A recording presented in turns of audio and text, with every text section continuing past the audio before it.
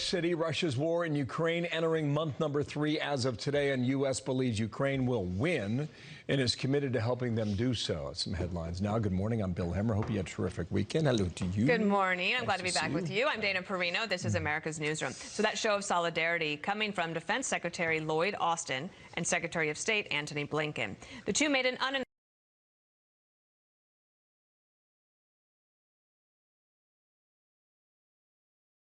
trip to Kyiv yesterday. They are the most senior U.S. officials to visit Ukraine since Russia invaded 61 days ago. So, Dana, the U.S. delegation held a 3-hour meeting with Zelensky. Here are the major headlines. The U.S. will resume its diplomatic presence in Ukraine with plans to reopen an embassy. Also, the U.S. will provide an additional $300 million in aid, so add that to the ongoing tab.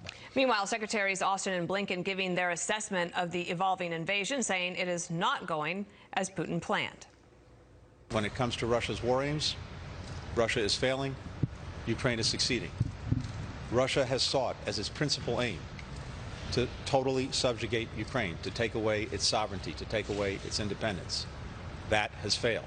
Just hours after that meeting, Moscow unleashed a flurry of attacks, hitting 5 train stations in central and western Ukraine. It seems like a major escalation. Let's go to Matt Finn, who is reporting live from Lviv, Ukraine. Matt, what do you know today? This morning here in Ukraine, there have been missile strikes and threats in the central and western parts of this country, including here in the Lviv region where we are right now. The Ukraine National Railway is reporting 5 train stations came under fire this morning. This is happening just after the United States Secretary of Defense and State left this country, and they did use trains while they were here. And a short while ago, the Lviv state governor reported a missile attack near a train station just outside of the city of Lviv that we're in right now.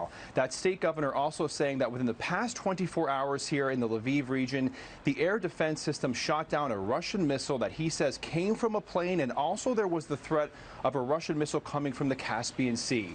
Meanwhile, in Russia, authorities confirm a massive fire at an oil storage facility in the city of Bryansk, not far from the Ukrainian border. There's no confirmation of what caused that massive fire, but last week Russia accused Ukraine of bombing several other buildings in that area. And this is happening after the U.S. Secretary of State Antony Blinken and Secretary of Defense Lloyd Austin visited Ukraine yesterday. They met with President Zelensky and members of his cabinet in Kyiv. We don't know how the rest of this war will unfold, but we do know that a sovereign, independent Ukraine will be around a lot longer than Vladimir Putin's on the scene. And our support for Ukraine going forward will continue. It will continue until we see final success. And a short while ago, Ukrainian President Zelensky wrote that the U.S. delegation of high officials to Kyiv is very valuable and important, and he is grateful to the United States of America for, quote, unprecedented help. Also right now, Russia is claiming it will halt its attacks on the massive steel plant in Mariupol to allow civilians to leave. The standoff there is dire. Ukrainian Marines, along with innocent women and children, have been sheltering in underground tunnels as Russia dropped bombs from above. They're running out of food and water and are pleading for a rescue. Many people who survived Mariupol called it hell. And the U.S. Secretary of State says that American diplomats will begin returning to Ukraine. They will pass through Lviv, and eventually our embassy in Kyiv will reopen. Back to you guys. Matt Finn, thank you for the update. We'll check in with you in a couple hours. Thanks. What has happened is a tragedy. It shows how dangerous it is on the border. It shows heroism by the member of the Texas National Guard who was trying to save lives. Fortunately for the people he was trying to save the lives of, they turned out to be drug traffickers, and they were both arrested. So watch this story, especially today. Texas Governor Greg Abbott applauding the bravery of National Guardsman Bishop Evans. Now presumed drowned after he tried to save 2 migrants crossing the Rio Grande River on Friday. Bill Malugin back at his post there, Eagle Pass, Texas, to begin yet another week. Bill, good morning.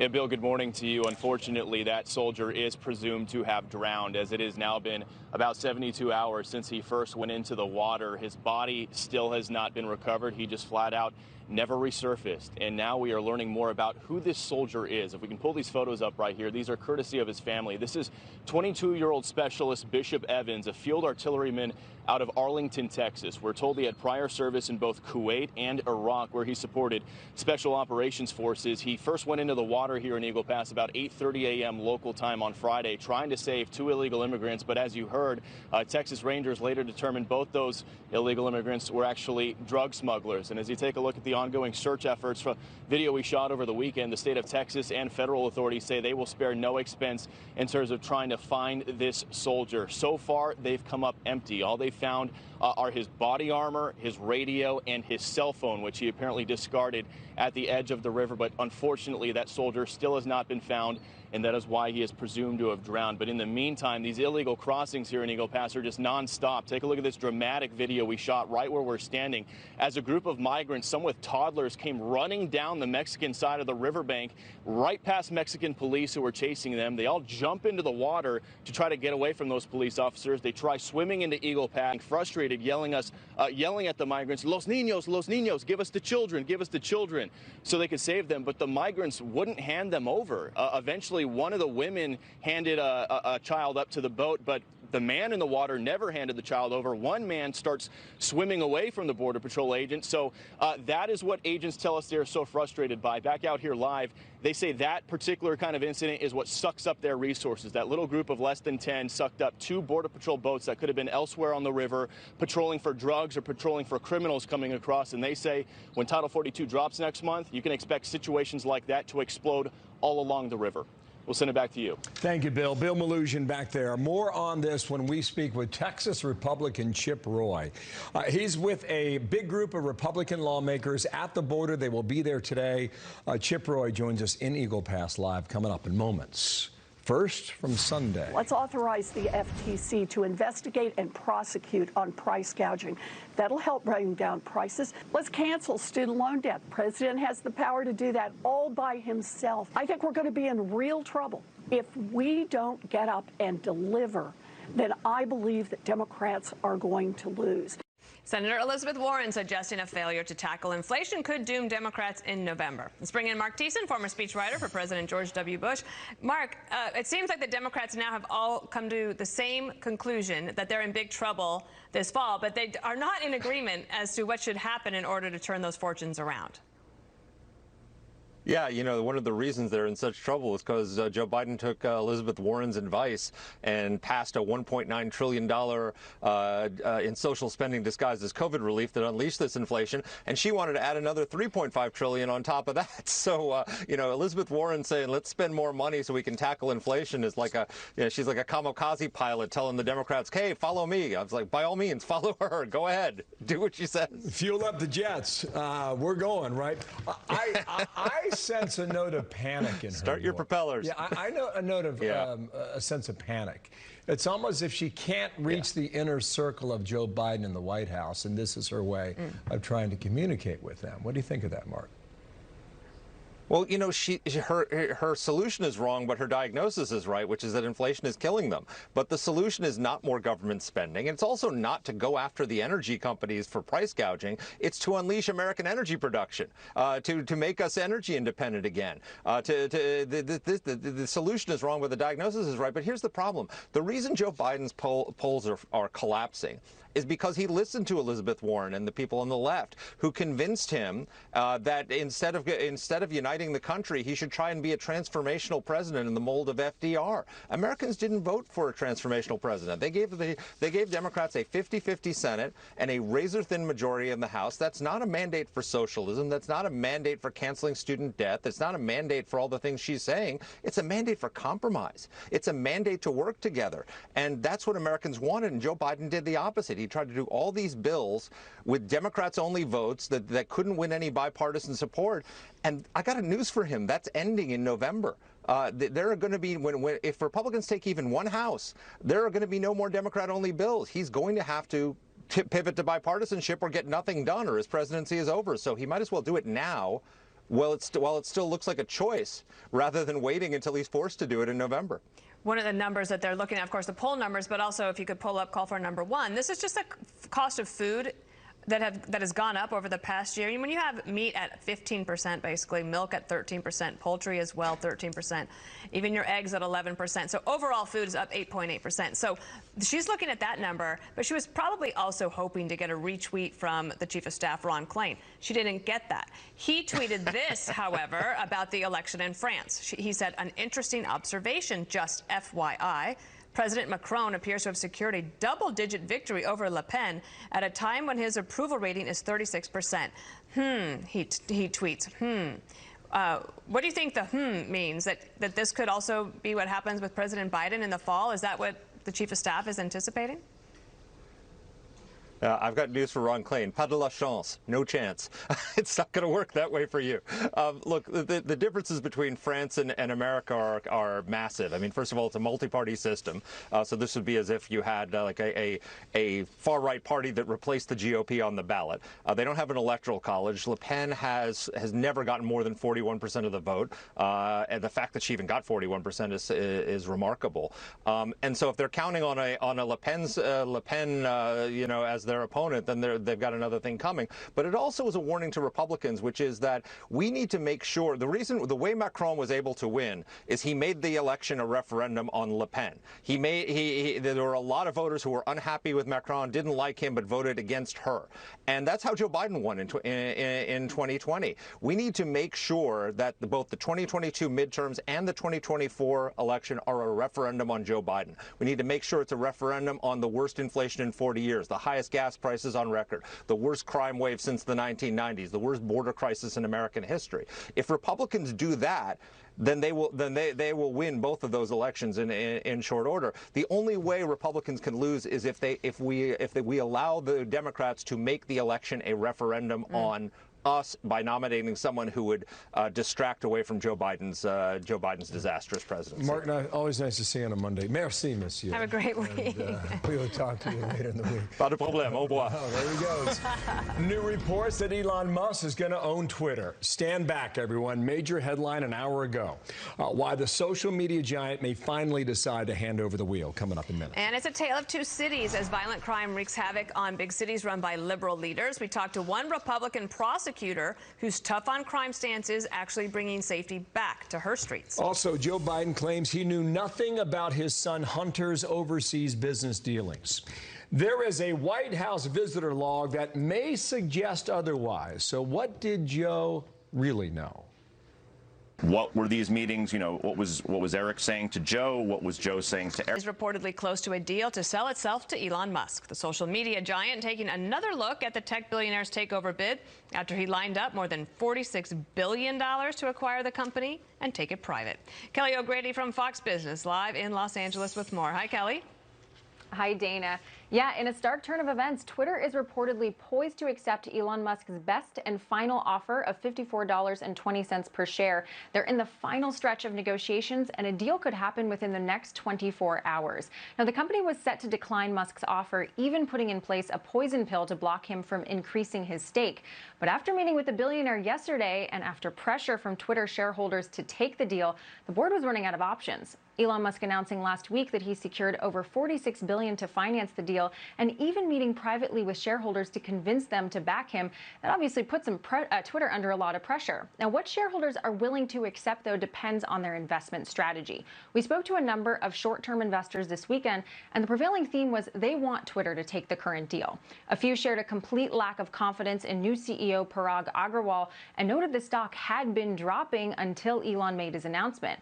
Longer-term investors, however, think the offer undervalues the company. Now, Twitter is certainly performing their own valuation right now, so they can justify to Elon and shareholders what the company's worth. One snag, even if a deal goes through, centers on Musk's trouble with the SEC. If Twitter establishes that a sale to Musk would be risky, it could ask for a sizable fee in the case the deal falls through. But no agreement yet, Dana. One thing I want to keep watch on is what happens with the stock price. Okay, it's already inching closer to Musk's $54.20 offer in pre-market trading, over $51. That could complicate matters. We won't have to wait long, though. The company reports earnings on Thursday and could address the bid as early as today.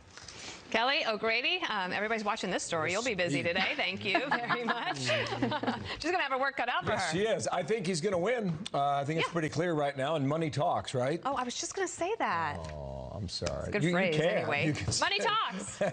There you How go. about that? To the border we go right now. Agents bracing now.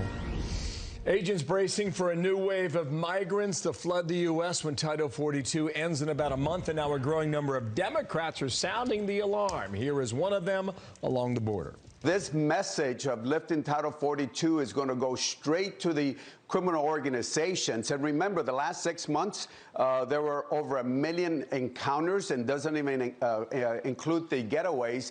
You multiply that by an average of $8,000, that's over $8 billion that they made, and that doesn't even include drugs.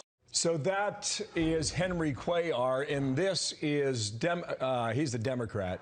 Here is Chip Roy, a Republican, live from the southern border town there. Sir, good morning to you. Big delegation, about 10, maybe 12 Republicans are going to be there in about 30 minutes from now. We'll see what they have to say. With regard to the increase of 18,000 expected per day a month from now, Secretary Mayorkas says they've been getting ready for this for months, and they say they're ready for the increase. How do you see it? Well, Bill, good to join you, and I just want to give a shout-out to Bill Malugin and all the great reporting he's doing. And I think if anybody's watching news and they see what the flood that is occurring coming across the Rio Grande right here in Eagle Pass where I'm standing, they can see the actual reality of what's happening at our border. Now, our hearts all go out to the family of Bishop Evans. We hope that his body is recovered. This is a real deal. There are real Americans getting impacted by this. But you know what's not, the American people don't know about, is the migrant from Mexico who has been deported 15 times but was arrested on Friday in San Antonio for sexually assaulting and prostituting a teenage girl. Or the ranchers down the street whose fence got cut and their livestock got out. Or what about the fact my question to Secretary Mayorkas would be, I sent a letter to DHS last August asking for data. Took them 8 months, and we finally got the data saying that 42 individuals have been apprehended who are on terrorist watch lists. This is the reality of an open border, while Border Patrol is distracted dealing with this humanitarian push. And now we've got all of these bad actors, 700,000 gotaways. You heard Henry Cuellar say that just a minute ago, my Democrat colleague. 700,000 gotaways under this administration. Can the Secretary tell us that those gotaways aren't the same Mexican migrant that just prostituted this little girl, or those 42 terrorist watch list individuals? No, he can't do that. And I look forward to questioning him on Thursday in the Judiciary Committee. Okay, all right, we're going to be watching that as well. Listen, the whole thing's a mess. All right, they had 62,000 in the month of March. 62 faded Border Patrol. That's 2,000 a day. Now, if you're going to go to 18,000 per day a month from now, what do we do? Where do we keep them? Where do we house them? Where do we transport them? What's the answer? Well, I mean, I'll tell you what this administration is poised to do, which is to continue to release thousands of individuals into our country. The American people don't fully understand the volume we're talking about. Probably over 1 million individuals released into the United States over the last year. That is not with Title 42 being, ended. When they end Title 42 in May, those numbers will skyrocket. More people will be released. More people will rush the border. More gotaways. More fentanyl coming in and killing our kids in schools. The answer to this is simple. Policy change. Enforce the law at the border. Enforce Title 42, but more than that, enforce the laws on the books to actually turn people away and secure the border. I don't want another plan. I'm tired of plans, and I've heard people on both sides of the aisle talk about plans. Today, I want to talk about policies that we can do right now today to turn people away and secure the border of the United States. That's what we're demanding from this administration. I think the point you make about the volume is extraordinary, and I think a lot of folks who haven't been down there don't really have a good idea. I mean, we're talking about tens of thousands of people all the time. Sir, thank you. We'll see what the message is later. Chip Roy there down on the border, Republican congressman. Thank you for your time. Thanks, Bill. Sure. God bless. All right, Dana. Well, top U.S. officials meet with President Zelensky in Ukraine's capital as Russia's war enters its third month. General Jack Keane is standing by with analysis. And remember this? Get out or get off the podium. Because you know what? There are people like me and a line of other people out there who will gladly take your seat and figure it out. His closest business partner is said to be making multiple trips to the White House while Joe Biden was vice president. One of those visits including a face-to-face meeting with the then VP in the West Wing. A lot of reporting on that. Rich Edson picks it up today from Washington. Hey, Rich, what'd you find out? Good morning. Hey, good morning, Bill. And this is Eric Schwerin. He's Hunter Biden's business partner and the president of an investment firm Hunter co-founded. Met with then Vice President Joe Biden in November 2010 in the West Wing. That's according to White House visitors' logs that the New York Post reviewed. Schwerin also made at least 19 visits to the White House and other official locations between 2009 and 2015, according to the Post. Sources say there is a federal investigation into Hunter's international business conduct. President Biden has maintained he's never spoken with his son regarding his overseas business. The White House has offered no comment on this one. Congressional Republicans have been investigating Hunter Biden since before the start of this administration. So as this thing begins to unravel, we learn more and more. And oh, how this story has changed. Remember, a year and a half ago, it was first the laptop wasn't real. Then it was, well, there was a laptop, but it was Russian disinformation. And then it was, well, no, it really wasn't Russian disinformation, but Joe had nothing to do with it. And now it is. Democrats have generally criticized Republicans' focus on Hunter Biden while refusing to look into former President Trump's conduct. Republicans are promising to intensify these investigations if they secure control of at least one House of Congress in November's midterms. That means subpoena power. Bill? That does. Rich, thank you. John Levine, New York Post, one of the co-authors of that story, joining us next hour. Dana. And Russia's invasion of Ukraine is now in its third month. After failing to take Ukraine's capital city of Kyiv last month, Russian forces are now concentrating their efforts in the Donbas region in eastern Ukraine. But they've sent out some missiles all across the country this morning. Let's bring in Fox News senior strategic analyst General Jack Keane. Quickly, sir, just listen to President Zelensky yesterday. You can't come to us empty-handed today, and we are expecting not just presents or some kind of cakes. We are expecting specific things and specific weapons. That was directed to the United States. Secretaries Antony Blinken and Lloyd Austin did go to visit him, sir. Yeah, well, that was absolutely the right thing to do, certainly. And I'm delighted that we just didn't send one of them. We sent both of them, and it certainly added to the prestige of American leadership in the capital city. And certainly, I think where the Pentagon is in actually working with their counterparts, the Secretary of Defense personally involved, the Chairman of the Joint Chiefs personally involved in putting together this weapons list. In the beginning, it was a push system, and we were pushing weapons we thought they needed. Now, we're only sending weapons that they want. And obviously, they want heavy advanced weapons to deal with the changing nature of this operation that's taken place primarily in the Donbass region. And it's certainly gratifying to see President Zelensky being grateful for what the Americans have done. Also important here is the Secretary of Defense is meeting tomorrow, Tuesday, at Ramstein Air Base, where Jennifer has been reporting from. And he's bringing in 20 of his counterparts, foreign ministers and secretaries of defense, to talk to them about their support to Ukraine. And I think that is absolutely crucial. We've been saying that from the beginning. We've got some people here in NATO and some other countries that could clearly do more and are literally half-stepping. So this is an important meeting to get more support beyond what the United States, Britain is doing, what France is doing, to get other nations to fully commit. General, I think it's somewhat significant. I think a lot of this travel on behalf of these diplomats is still done by train, and yet after they left, the Russians bombed 5 different train stations in central and western Ukraine. I also think the thing that's interesting is what General Austin said while he was there. Here's a bit of the aftermath from one of those locations earlier today. Call for number 2, guys. Since Moscow invaded, we've committed $2.6 billion. So that's the tab as of today. That tab's going to go higher. I don't know if it's 5 or 10 billion or beyond that. But General Austin said, we want to see Russia weakened to the point where it can't do things like invade Ukraine. From a military perspective, what does that mean to you? Weakened to the point where it can't do things like invade Ukraine? Yeah, he's telling you that he wants the Russian army to be crushed in Ukraine. so they wouldn't be able to do anything like that to anybody else. And certainly that's what we're really seeking here. Putin has given us a huge opportunity that we didn't think we would have. And that is because we gave a lot more credit to his forces than we actually knew in terms of the facts. And there is huge opportunity here. This is a very tough fight that's going on in the Donbass region. It's very different than what took place in the capital city around Kyiv, which was a fight in the suburbs. Ukrainians were using buildings to protect themselves. Now this is open, flat terrain. It favors the attacker, whereas what was taking place in Kyiv favored the defender.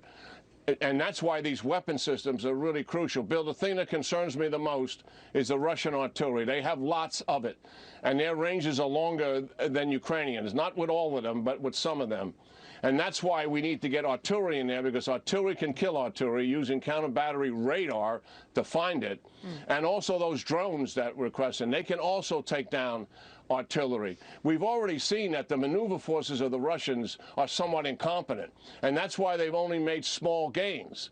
But they have made gains, and those gains can add up over time. And that is why we've got to crush their artillery as much as possible, because without that, it's very difficult for their maneuver forces to make any sizable advances. Oh.